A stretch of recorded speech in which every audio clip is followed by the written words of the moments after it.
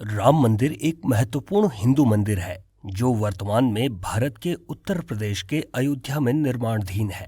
जनवरी 2024 में इसका गर्भगृह तथा प्रथम तल बनकर तैयार हो गया है और 22 जनवरी 2024 को इसमें श्री राम के बाल रूप की विग्रह की प्राण प्रतिष्ठा की गई। ये मंदिर उसी स्थान पर स्थित है जिसे हिंदू धर्म के प्रमुख देवता राम का जन्म स्थान माना जाता है।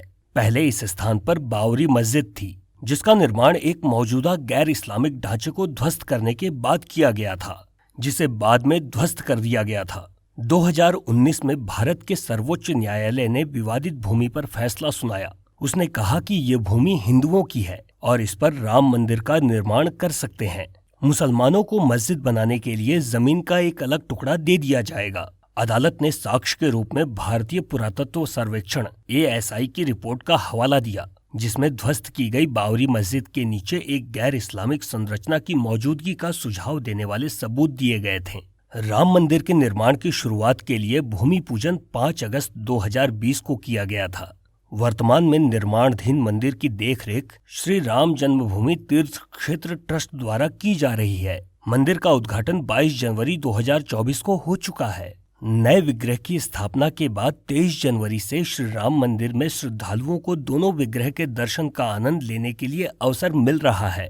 16वीं शताब्दी में बाबर ने पूरे उत्तर भारत में मंदिरों पर आक्रमण की अपनी श्रृंखला में मंदिर पर हमला किया और उसे नष्ट कर दिया, और बाद में मुगलों ने एक मस्जिद बाबरी मस्जिद का निर्माण किया जिसमें राम की जन्मभूमि का स्थान माना जाता है। मस्जिद का सबसे पहला रिकॉर्ड 1767 में मिलता है।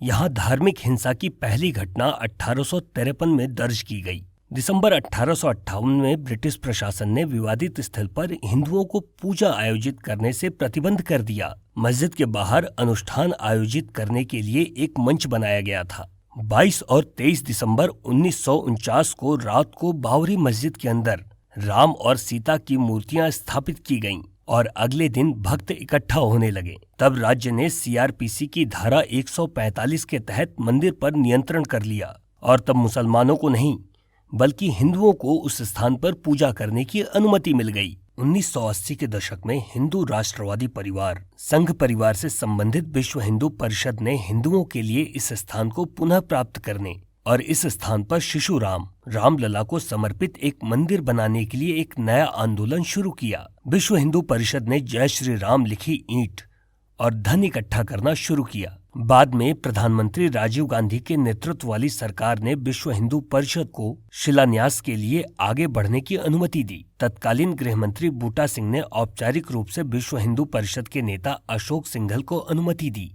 प्रारंभ में भारत सरकार और उत्तर प्रदेश सरकार इस बात के लिए सहमत हुई थी कि शिलान्यास विवादित स्थल के बाहर किया जाएगा। हालांकि 9 नवंबर 1989 को विश्व हिंदू परिषद नेताओं और साधुओं के एक समूह ने विवादित भूमि के बगल में 200 लीटर खड्डा खोदकर आधारशिला रखी। वहीं गर्भगृह का सिंहद्वार बनवाया गया है। इसके बाद विश्व हिंदू परिषद ने विवादित मस्जिद से सटी जमीन पर एक मंदिर की नींव रखी। 6 दिसंबर 1992 को विश्व हिंदू परिषद और भारतीय जनता पार्टी ने इस स्थल पर 1.5 लाख स्वयं सेवकों को शामिल करते हुए एक रैली का आयोजन किया, जिन्हें कार सेवकों के रूप में जाना जाता था। रैली हिंसक हो गई, भीड़ सुरक्षा बलों पर हावी हो गई और मस्जिद को तोड़ दिया गया। मस्जिद के विध्वंस के परिणाम स्वरूप भारत के हिंदू और मुस्लिम समुदायों के बीच कई महीनों तक अंतर सांप्रदायिक हिंसा हुई, जिसके प्रत्यक्ष परिणाम के रूप में मुंबई में अनुमानित 2000 लोगों की मौत हो गई और पूरे भारतीय उपमहाद्वीप में दंगे भड़क उठे।